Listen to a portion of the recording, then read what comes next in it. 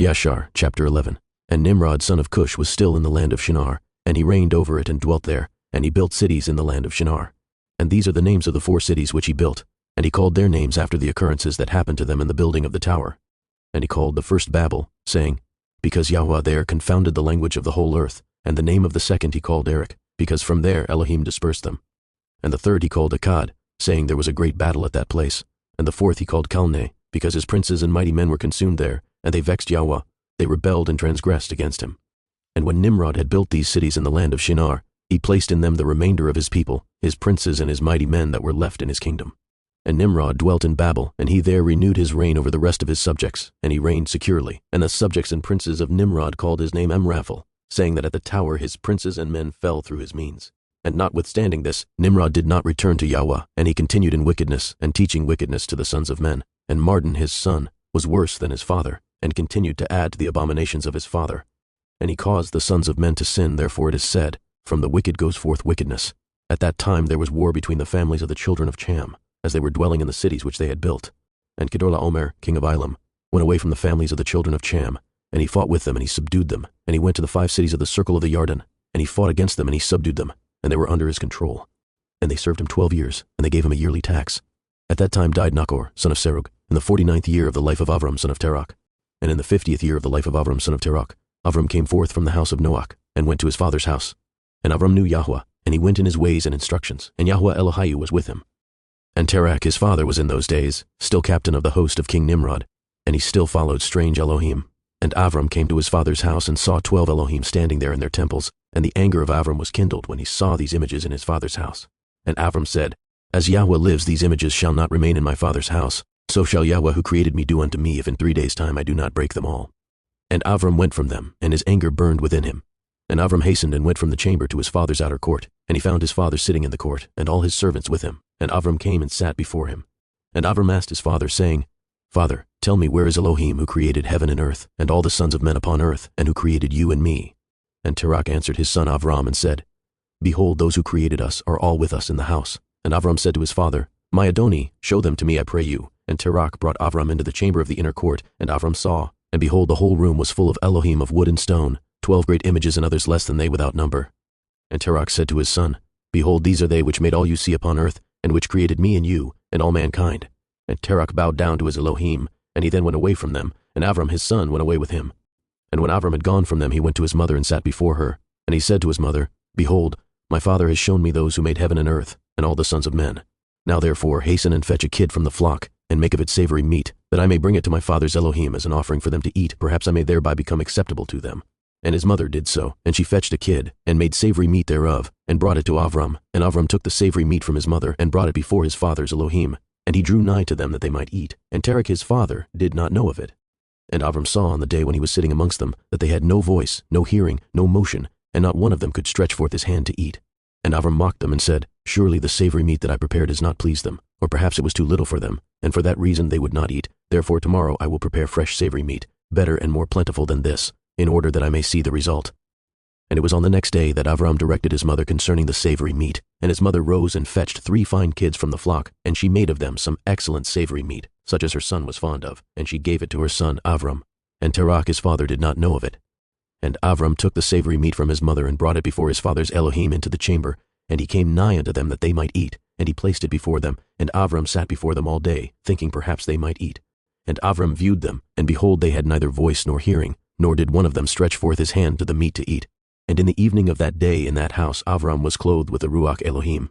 And he called out and said, Woe unto my father in this wicked generation, whose hearts are all inclined to vanity, who serve these idols of wood and stone, which can neither eat, smell, hear, nor speak, who have mouths without speech, eyes without sight, ears without hearing, hands without feeling, and legs which cannot move. Like them are those that made them, and that trust in them. And when Avram saw all these things, his anger was kindled against his father. And he hastened and took a hatchet in his hand, and came unto the chamber of the Elohim, and he broke all his father's Elohim. And when he had done breaking the images, he placed the hatchet in the hand of the great Elohim, which was there before them. And he went out, and Terach his father came home, for he had heard at the door the sound of the striking of the hatchet. So Terach came into the house to know what this was about. And Terach, having heard the noise of the hatchet in the room of images, ran to the room to the images, and he met Avram going out. And Terach entered the room and found all the idols fallen down and broken, and the hatchet in the hand of the largest which was not broken, and the savory meat which Avram his son had made was still before them. And when Terach saw this, his anger was greatly kindled, and he hastened and went from the room to Avram. And he found Avram his son still sitting in the house, and he said to him, "What is this work you have done to my Elohim?" And Avram answered Terach his father, and he said, "Not so, my Adoni, for I brought savory meat before them. And when I came nigh to them with the meat that they might eat, they all at once stretched forth their hands to eat before the great one had put forth his hand to eat. And the large one saw their works that they did before him, and his anger was violently kindled against them. And he went and took the hatchet that was in the house, and came to them and broke them all. And behold, the hatchet is yet in his hand, as you see." And Terach's anger was kindled against his son Avram when he spoke this. And Terach said to Avram his son in his anger, "What is this tale that you have told? You speak lies to me. Is there in these Elohim ruach soul or power to do all you have told me? Are they not wood and stone, and have I not myself made them? And can you speak such lies, saying that the large Elohim that was with them smote them? It is you that did place the hatchet in his hands, and then say he smote them all." And Avram answered his father and said to him, "And how can you then serve these idols in whom there is no power to do anything? Can those idols in which you trust deliver you? Can they hear your prayers when you call upon them? Can they deliver you from the hands of your enemies? Or will they fight your battles for you against your enemies, that you should serve wood and stone which can neither speak nor hear? And now surely it is not good for you, nor for the sons of men that are connected with you, to do these things. Are you so silly, so foolish, or so short of understanding, that you will serve wood and stone, and do after this manner?